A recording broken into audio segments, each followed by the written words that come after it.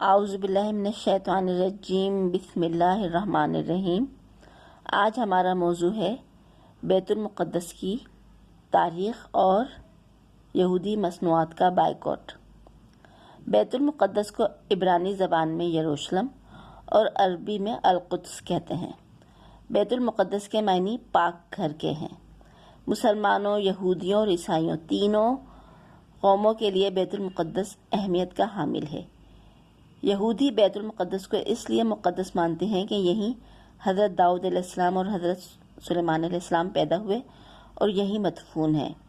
عیسائیوں کے نزدیک بیت المقدس کی اہمیت حضرت عیسیٰ علیہ السلام کے حوالے سے ہے کہ حضرت عیسیٰ علیہ السلام کو نعوذ باللہ اسی جگہ مصلوب کیا گیا، یعنی پھانسی پر چڑھایا گیا۔ مسلمانوں کے لیے اس لیے اہم ہے کہ مسلمانوں کا قبلہ اول بیت المقدس میں واقع مسجد اقصی تھی۔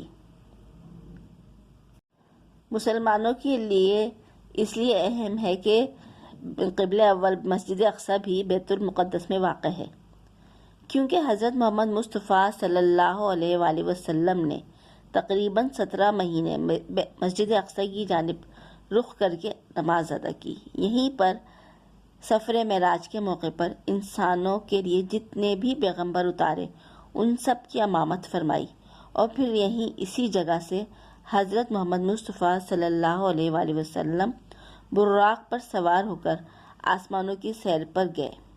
سفر معراج ہی کے موقع پر مسلمانوں کو نماز کا تحفہ ملا۔ یہ تو بیت المقدس کی مختصراً تاریخ بیان کی ہے۔ اصل بات یہ ہے کہ یہودیوں میں اللہ تعالیٰ نے بے شمار پیغمبر نازل کیے۔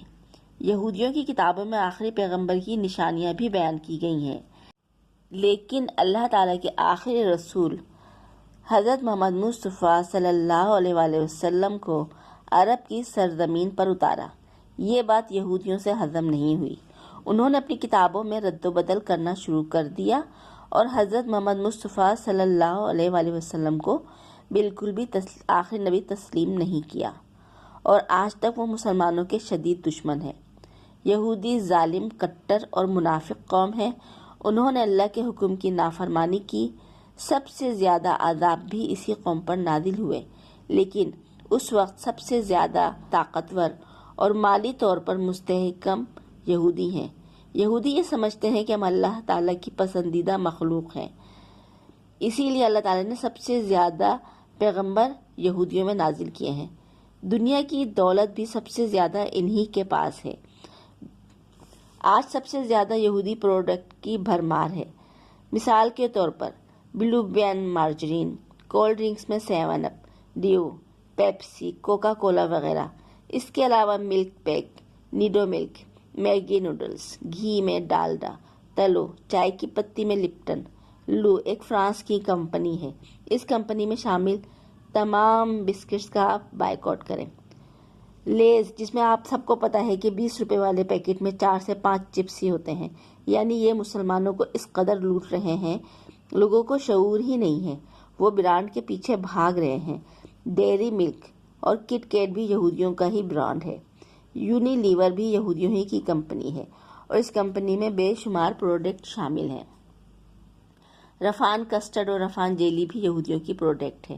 ٹینگ جوس، نیسلے کی تمام پروڈکٹ جن میں فروٹا وائٹل بھی شامل ہے۔ آئس کریم میں والز اور مور بھی یہودی کمپنی ہے۔ KFC اور میک ڈونلڈز کے بجائے آپ پاکستان کے کسی پاکستانی ریسٹورینٹ میں کھانا تناول فرمائیں۔ آپ لوگوں کو معلوم ہونا چاہیے کہ میک ڈونلڈز والے فلسطین میں غزہ کے مسلمانوں کے بجائے یہودی فوجیوں کو کھانا فراہم کر رہے ہیں، جبکہ انسانی ہمدردی کے طور پر انہیں فلسطین کے مسلمانوں کو بھی کھانا فراہم کرنا چاہیے۔ اس کے علاوہ جانسنز اینڈ جانسنز یہ کمپنی بھی یہودیوں ہی کی ہے، اور اس میں بچوں کی تمام پروڈکٹ شامل ہیں۔ کولگیٹ ٹوتھ پیسٹ اور سینسوڈائن بھی یہودی پروڈکٹ ہے۔ ٹوائلٹ سوپ میں پام اولیو، لکس اور ڈو بھی یہودی پروڈکٹ ہے۔ سرف ایکسل اور ایریل بھی یہودی پروڈکٹ ہے۔ اس کے علاوہ سن سلک ہیڈ اینڈ شولڈر اور ڈو شیمپو بھی یہودی پروڈکٹ ہے۔ میک اپ میں ریولون اور لوریل کمپنی کی تمام پروڈکٹ کا بائیکاٹ کریں، کیونکہ یہ بھی یہودی کمپنیاں ہیں۔ آلویز بھی یہودی پروڈکٹ ہے۔ یہ ہمیں سوچنا ہوگا کہ ہماری حق حلال کی کمائی کن لوگوں کے پاس جا رہی ہے۔ ہم ان لوگوں کی مہنگی ترین اشیاء خوشی خوشی خریدتے ہیں، اور یہ ہماری حلال کی کمائی سے ہمارے ہی مسلمان بہنوں، بھائیوں اور بچوں کے اوپر غزہ اور فلسطین میں بمباری کر کے لاکھوں کی تعداد میں مسلمانوں کا قتل عام کر رہے ہیں۔ یہ ہمارے ہی پیسوں سے ہم مسلمانوں کی جڑیں کھوکھلی کر رہے ہیں۔ اب ہم سب کو ایک ملت بننا ہوگا۔ جب تک ہم ایک نہیں ہوں گے، متحد نہیں ہوں گے، تو ان کے لیے ترنیوالا بنے رہیں گے۔ آپ یہ نہیں سوچیں کہ ہمارے بائیکاٹ کرنے سے کیا ہوگا۔ اگر ہم ان کا بائیکاٹ کریں گے تو اللہ تعالیٰ کے یہاں ہماری اس نیکی کو لکھ لیا جائے گا۔ فلسطینی بھائیوں کی ہم اسی طرح مدد کر سکتے ہیں۔ جب ہم ان یہودی کمپنیوں کا اچھی طرح بائیکاٹ کریں گے تو تبھی یہ لوگ اپنی حرکتوں سے باز آئیں گے انشاءاللہ تعالی۔ حضرت ابراہیم علیہ السلام کو جب نمرود نے آگ میں ڈالا تو ایک چڑیا اپنی چونچ میں پانی بھر کر آگ بجھانے آ گئی۔ آپ سوچیں کہ چڑیا کی چونچ میں کتنا پانی ہوگا، لیکن آج اس چڑیا کا ذکر تاریخ کی کتابوں میں درج ہے۔ تو ہماری چھوٹی سی نیکی، ہم جہاد پہ نہیں جا سکتے، ہم فلسطینی لوگوں کا، مسلمانوں کا ساتھ نہیں دے سکتے۔ نبی کریم صلی اللہ علیہ وآلہ وسلم نے ارشاد فرمایا ہے کہ مسلمان جو ہیں ایک جسم کی مانند ہے۔ اگر جسم کی کسی بھی تکلیف کو، کسی بھی چیز کو تکلیف ہوگی تو پورے جسم اس تکلیف کو محسوس کرے گا۔